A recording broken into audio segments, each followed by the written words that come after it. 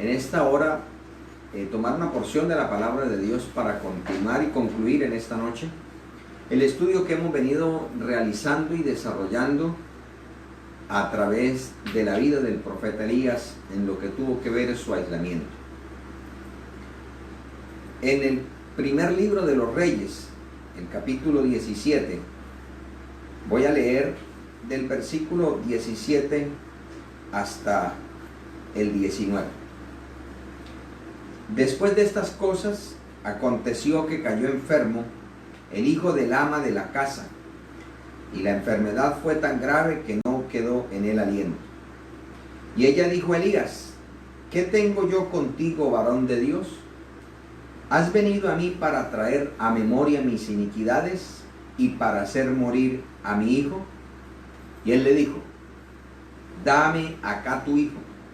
Entonces él lo tomó de su regazo y lo llevó al aposento donde él estaba y lo puso sobre su cama. En esta noche vamos a considerar las últimas dos virtudes que fueron muy fehacientes en la vida de Elías y que eran necesarias para el completo desarrollo del propósito que Dios tenía con él, pero que también, como hemos estado observando, son virtudes que nosotros debemos cultivar no solamente por la situación en la cual estamos atravesando, sino para alcanzar grandes victorias en los caminos del Señor, descansando siempre en su gracia y en su misericordia. Vamos a considerar en primer lugar, como lo hemos venido haciendo, qué es sensibilidad, que es lo que vamos a mirar hoy, y qué es determinación. Sensibilidad viene del latín sensibilitas y nos habla como la facultad de sentir afectos como la ternura y la compasión. Es decir, tener la capacidad de, a pesar de las circunstancias difíciles, contrarias a nuestra vida que se nos puedan presentar, todavía tener un sentido de afecto. Pero también queremos presentar qué es determinación. Y la determinación viene del latín determinatio y se define como la acción y efecto de tomar una resolución y usar de osadía y de nuevo. Es decir, tener una palabra firme. Y esa palabra no es producto de una reacción, sino de una convicción, como miramos en videos anteriores. ¿Y qué nos sirve de preámbulo? ¿Qué nos abre el panorama para poder extraer de la vida de Elías estas dos virtudes? Encontramos que Elías va de proceso en proceso. Pasó de una sequía a una situación un poco más precaria, pero ahora que ya Dios está milagrosamente sosteniéndolos, a él y a la familia que los hospedó, ahora viene una prueba mayor. Y es que en medio de esa dificultad apareció una enfermedad grave. Y eso pues, en un momento de premura, que surja una enfermedad, pues trae aflicción a quien la padece o a quienes le corresponde soportarla. Y esto, amados hermanos, nos lleva a considerar algunos aspectos, porque en el caso de Elías, la viuda y su hijo estaban en cierta manera confinados. Recordemos que había hambre en la tierra. Recordemos que Elías estaba siendo buscado por Acab y no lo hallaba. Y recordemos que él estaba en tierra extranjera. Además, la viuda siempre tenía su discriminación social. Entonces, el encierro y la escasez son formas que Dios puede usar para mostrar el carácter de alguien y su comportamiento. Y esta mujer viuda que era, llamémoslo así, sidonia, es decir, extranjera, pudo reconocer que este hombre que estaba ella hospedando no era un hombre cualquiera, era un varón de Dios. Ella lo va reconociendo, ¿por qué? Porque el mejor mensaje no es el que se vocaliza, es el que se vive. Ahora, Elías fue sensible al dolor de una madre, porque esta mujer se le acerca a él y le dice: ¿qué tengo yo contigo, varón de Dios? O sea, esta mujer en medio del dolor, de la desesperación, ella se siente impelida a preguntarse: ¿pero qué está pasando aquí? A mí nunca me acontecía esto, ¿y por qué esta enfermedad tan extraña contra mi hijo? ¿Y por qué solamente contra él? Y ella, en cierta manera, empieza a juzgarse porque estaba hospedando a un varón de Dios. Pero Elías fue sensible, porque no olvidemos la idiosincrasia judía, que ellos eran un poquito insensibles para con las necesidades en especial de las mujeres. Pero vemos que aquí encontramos algo muy importante. ¿Por qué razón nosotros debemos procurar guardar un buen testimonio? La influencia de un siervo de Dios activa la conciencia. Esta mujer estaba hospedando a un varón de Dios. Y por eso ella le dice: ¿has venido a mí para traer a memoria mis iniquidades y para hacer morir a mi hijo? O sea, en medio de la desesperación que esta mujer está experimentando, ella no culpa al profeta, ella se culpa a sí mismo, porque ella no vivía a la luz de la voluntad del Dios que servía a Elías. Y eso es muy notorio. Por ejemplo, ahí en el libro de Génesis capítulo 26, versículo 28 y 29, dice: y ellos respondieron: hemos visto que Jehová está contigo. Note bien, hemos visto. No, usted no lo está diciendo. No, nosotros lo hemos visto. Y dijimos: hay ahora juramento entre nosotros, entre tú y nosotros, y haremos pacto contigo. Nuevamente estas personas le dan la preeminencia, en este caso a Isaac, porque ellos notan que el Dios Todopoderoso está con él. Versículo 29 dice: que no nos hagas mal, como nosotros no te hemos tocado, y como solamente te hemos hecho bien, y te enviamos en paz. Tú eres ahora bendito de Jehová. Eres ahora bendito de Jehová. Es decir, que estas personas que estaban en derredor de Isaac notaron que a pesar de su mal proceder, Isaac era diferente, y cuando Dios quiso honrarlo, no hubo poder humano que lo pudieran detener. Y por eso ahora sienten temor por la retaliación que pueda venir contra ellos. Y ellos actuaron de sagacidad. Pero mire que también es el mismo hecho que le aconteció a Pedro cuando el Señor reveló su poder. Lucas capítulo 5 versículo 8 dice: viendo esto, Simón Pedro cayó de rodillas ante Jesús diciendo: apártate de mí, Señor, porque soy un hombre pecador. Cuando una persona teme a Dios,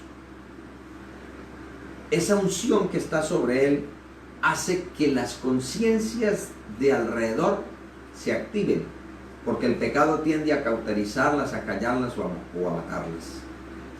Pero vemos que Elías fue sensible, pero también fue determinado. Elías fue osado porque le dijo a la mujer: deme el muerto. O sea, es una resolución. Elías no podía decir eso por producto de la emoción. No, tenía que estar la convicción al 100% de que Dios podía obrar, y que si Dios lo había mandado allá, algo estaba ahí, como por algo Dios lo permitía, y el único que podía obrar era Dios. Y él le dice: deme tu hijo. Versículo 19 dice: dame acá a tu hijo. Eso es una resolución. Y Elías, dice la palabra, que se llevó el niño al aposento en el que él vivía, porque no era conveniente que él viviera en el mismo sector juntamente con una mujer sola y un niño. Él era un varón de Dios. Él debía y quería guardar su testimonio. Ahora, Elías nuevamente saca a flote su sensibilidad, esa sensibilidad que necesitaba a flor de piel para ser usado por Dios a favor de su pueblo. Elías se conmueve por el niño muerto. ¿Por qué razón? Porque ese niño era la única esperanza futuro de esa pobre mujer. Y eso lo lleva a hacer algo que es necesaria la determinación, y es interceder a Dios por él. Nosotros notamos acá que Elías le dice a Dios en el versículo 20, clamando a Jehová, dijo a Jehová, Jehová Dios mío, aún a la viuda en cuya casa estoy hospedado, has afligido, haciéndole morir su hijo. Elías utiliza un término, afligir, y en el hebreo significa devastar, arruinar al despedazar. O sea, era algo totalmente cruel. Era la única esperanza, al igual que cuando el Señor vio a la viuda de Naín. Era su única esperanza y estaba llorando. No tenía un esposo, no tenía un padre, y el hijo que la podía sostener se moría también, y por eso el Señor obró. Y Elías apela a ese principio y clama a Dios. ¿Pero por qué lo hizo? Porque había sensibilidad en Elías. Había dolor por la necesidad de otro. Porque no se puede orar a favor de otros si no hay sensibilidad. De ninguna manera. Ahora, Elías hizo algo aquí muy, muy importante. Dice el versículo 21. Y se tendió sobre el niño 3 veces y clamó a Jehová y dijo, Jehová Dios mío, te ruego que hagas volver el alma de este niño a él. Elías, en su humanidad y confiado en lo que Dios estaba depositando en él dice que se tiende sobre el niño 3 veces, se coloca sobre el niño muerto, encima, con un objetivo en él.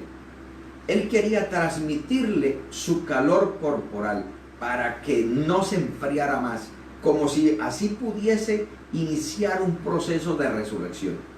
Pero es consciente que el único que puede resucitar, devolverle la vida, el aliento a su alma es Dios. Por eso él espera que Dios sea quien le devuelva el alma, como precisamente lo hizo. Y nosotros encontramos un caso muy parecido en su discípulo, en Eliseo. En el capítulo 4 del segundo libro de los Reyes, el versículo 32 al 36, dice que Eliseo se tendió, estaba el niño muerto tendido sobre su cama, entonces él cerró la puerta y oró a Jehová.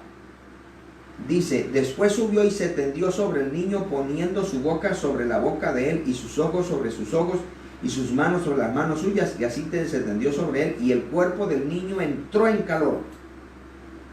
O sea, era algo que Elías quería hacerlo. En este caso, dice la palabra que se paseó por la casa a una otra parte, después subió y dice, se tendió sobre él nuevamente y el niño estornudó 7 veces y abrió sus ojos. O sea, aquí Eliseo lo hizo 2 veces, pero no es porque se acueste una persona sobre un difunto que va a venir el alma. No. Eso fue algo que Dios los dio a hacer, pero no es la forma, es quien está detrás de eso, que es el Señor.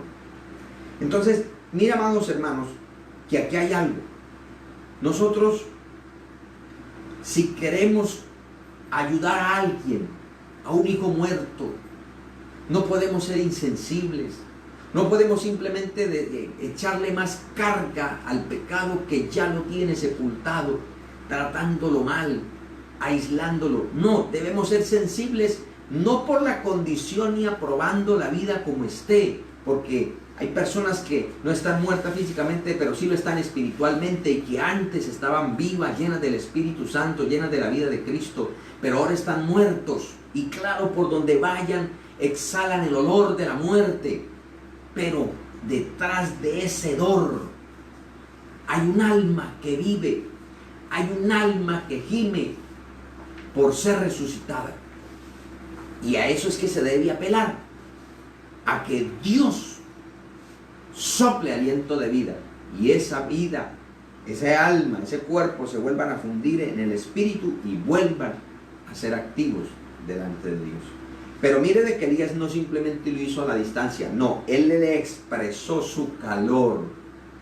Queremos que muchas vidas que estaban apartadas vuelvan a los pies de Cristo. Iglesia, no debemos rechazarlos, debemos expresarles el amor de Cristo. No confundir el amor con la tolerancia del pecado, pero entendamos que el que cambia no somos nosotros, es Dios.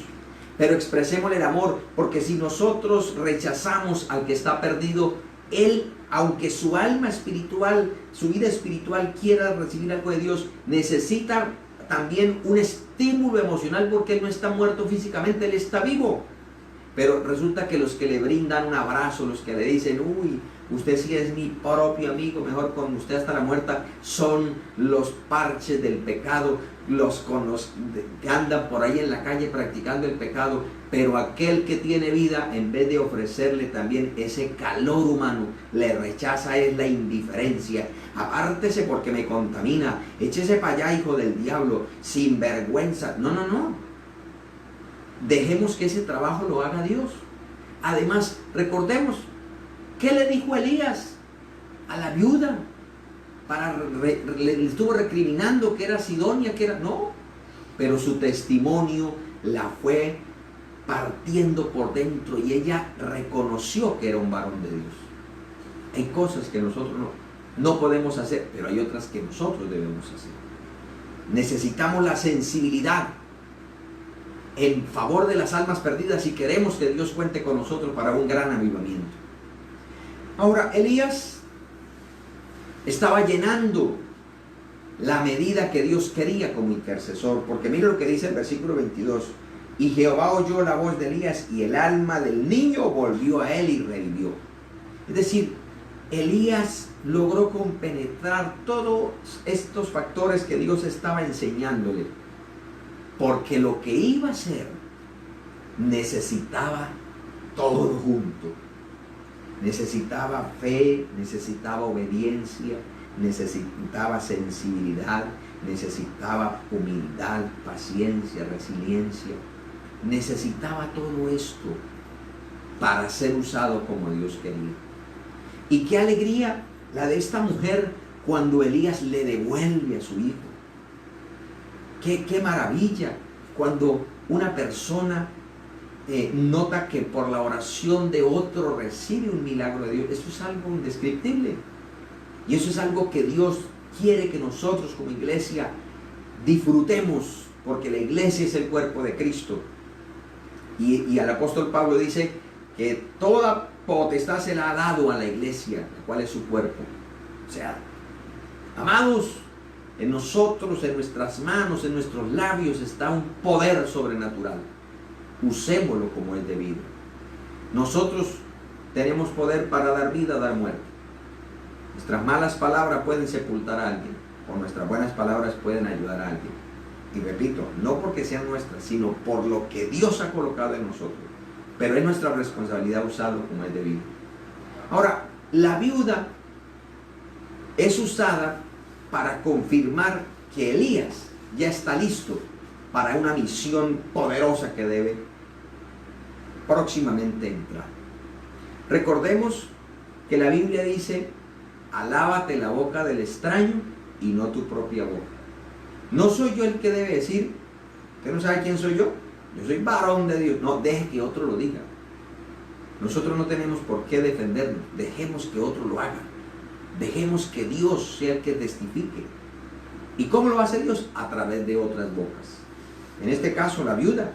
Versículo 23 dice: tomando luego Elías al niño, lo trajo del aposento a la casa y lo dio a su madre, y le dijo a Elías: mira, tu hijo vive.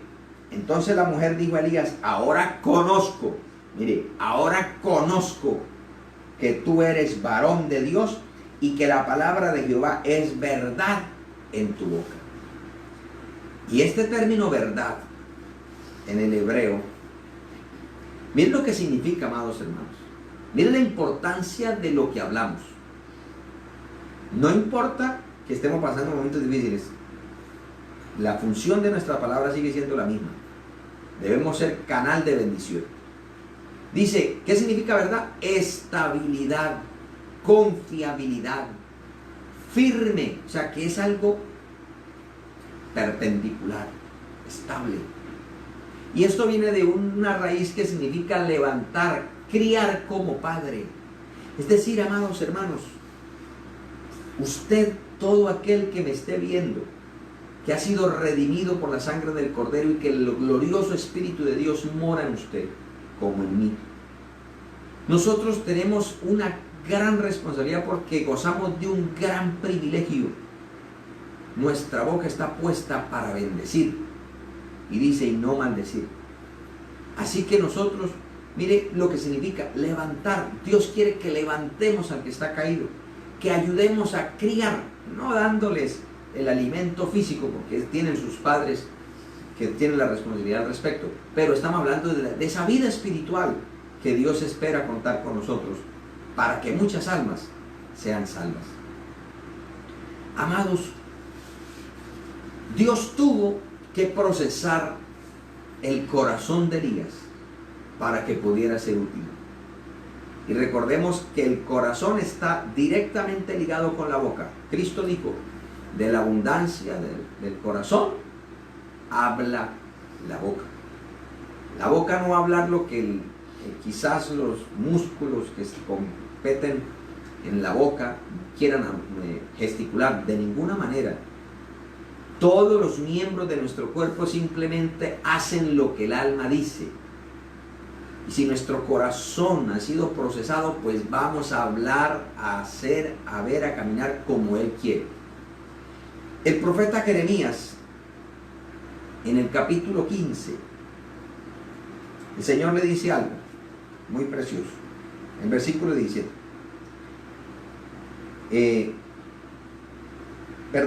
19.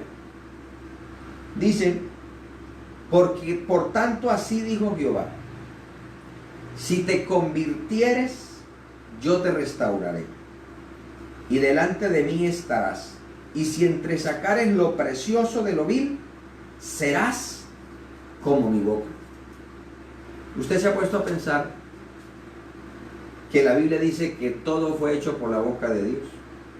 Y el Señor dice, si usted logra ser sensible a mi voz, a mi voluntad, usted va a ser como mi boca. O sea, yo a través de ti puedo hacer grandes prodigios y maravillas. En su llamamiento, el Señor le dijo a Jeremías en el capítulo 1, en el versículo 17, ciñe tus lomos, levántate y háblales todo cuanto te mande. No temas delante de ellos para que no te haga yo quebrantar delante de ellos. Hay que hablar lo que Dios nos manda hablar, pero no olvidar la sensibilidad.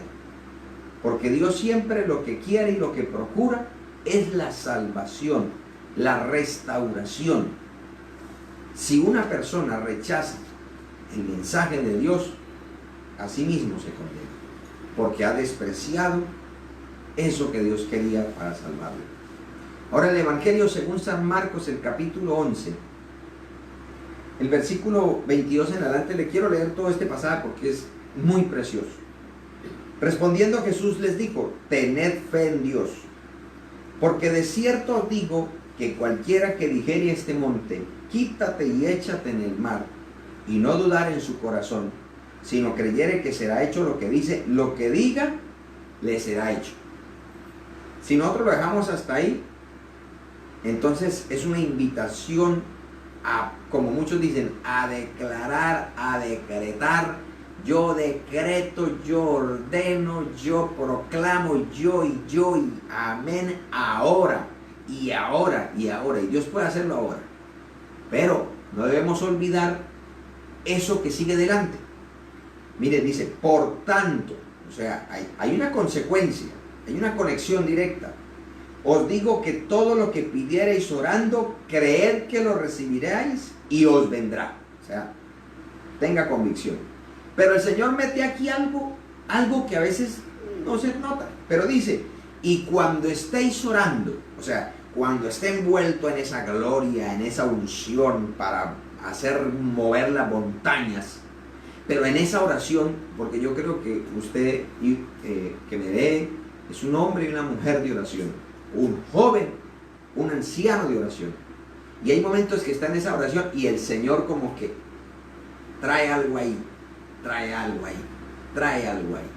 y dice, si en ese momento, dice, cuando estáis orando, el Señor te dice, ey, muy bonito lo que tú me estás pidiendo que haga contigo, pero ahí hay un rencor, ahí hay un resentimiento, hay algo ahí que no me agrada. Y dice el Señor, perdonad si tenéis algo contra alguno, para que también vuestro Padre que está en los cielos os perdone a vosotros vuestras ofensas. O sea, Dios quiere que nosotros seamos un canal, pero el canal recibe y da. Entonces nosotros no podemos omitir ese principio. Si usted y yo queremos ser de bendición para otros, debemos tener buenas relaciones con los demás. Porque ¿de qué nos sirve que Dios nos use como la boca de oro y nos pase como él a Ezequiel? Ay, sí, tan bonito que habla, pero no le creo nada. O todo lo que dice es mentiras. A mí me parece que es como de Dios, pero es que como es esa persona, no me cuesta creerle. No, Señor, perdóname, pero yo no creo que sea usted el que me esté hablando esto. ¿En qué problema nos metemos? Entonces dice aquí la palabra, porque si vosotros no perdonáis, tampoco vuestro Padre que está en los cielos os perdonará vuestras ofensas. Amados, ser un buen intercesor es un oficio que pocos quieren llevar. Porque el intercesor es ese que se acerca al muerto. El intercesor es ese que siente el compromiso de orar hasta que Dios responda, hasta que el Señor se glorifique, hasta que venga la lluvia, hasta que venga la respuesta. No simplemente hacer una oración mecánica, rutinaria y monótona, amén y amén ya. No, el intercesor es algo más. Pero recordemos que para ser un buen intercesor, que era lo que iba a hacer Elías, porque él iba a orar para que el fuego descendiera y la gente entendiera que hay un solo Dios, no hay otro, no hay dioses. Qué lamentable esa noticia que estaba circulando por las redes, que en plena hecatombe, que en este día pasaron de miles los muertos, y el gobierno italiano lo que hace es elevar en una aeronave del ejército de Italia una efigie de una virgen para que supuestamente ella bendiga un país. Por eso el Señor dijo que Él prende a los sabios en su astucia. En pleno siglo XXI y todavía esa ignorancia espiritual, cuando la Biblia dice que los ídolos no tienen poder ni para hacer bien ni para hacer mal, cuando la Biblia dice que debemos humillarnos ante el Dios Todopoderoso, que nosotros no creamos en aquellos ídolos, dice el Salmo 115, porque tienen ojos y no ven, oídos tienen, no oyen, manos tienen, no palpan, pies tienen, pero no pueden caminar. Jeremías dice que tienen que clavarlos ahí y llevarlos, porque si no, no pueden hacer nada. Y dice el Salmo 115, semejantes a ellos son los que los hacen y los que confían en ellos. Por eso, amados hermanos, para poder ser un buen intercesor necesitamos sensibilidad, tener esa conexión con el dolor del otro y con el Dios que puede hacer las cosas, con el Dios que puede obrar, pero también esa determinación para prevalecer a pesar del tiempo, a pesar de las circunstancias contrarias, A pesar de que empezó a orar y se puso peor, no importa, yo seguiré orando porque yo creo que el Dios de todo poder, el Dios de los espíritus, el Dios de toda gloria va a obrar. Y vuelve y ora, y vuelve y ora, y vuelve y ora. Padre, yo creo en ti. No me interesa lo que vean mis ojos, no, yo creo en ti. Y Dios honra a los que le honran. Por eso, amados hermanos, hoy más que nunca nuestra patria necesita, y no solamente nuestra patria, el mundo entero, necesita de una iglesia intercesora, de una iglesia victoriosa en el altar, de una iglesia que le crea a Dios y que hable de parte de Dios. ¿Qué estás hablando con aquellos que se encuentran contigo? ¿Le estás hablando palabra de bendición? ¿O le estás diciendo, uy, Dios mío, como que se nos metió el anticristo y no nos dimos cuenta? ¿Será que el Señor ya vino por su iglesia y esta es la séptima plaga del Apocalipsis y nos quedamos aquí? Dios mío, ¿y ahora por dónde arrancamos? No. ¿Dónde está el Dios en el cual usted ha creído? ¿Dónde está sentado el Dios que usted proclama? ¿Quién es el dueño de tu vida? Eso es lo que hay que transmitir en estos momentos, para que Dios sea glorificado.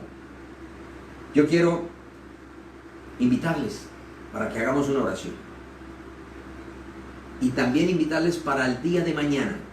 Hay una convocación nacional que estaba prevista desde hace algunos días por nuestras autoridades nacionales, de ayunar por Colombia para que Dios libre a Colombia, para que eso que las autoridades están viendo como muy peligroso, el Señor obre, el Señor detenga la peste, el Señor detenga la plaga y no haya conmoción muy grande en nuestra patria.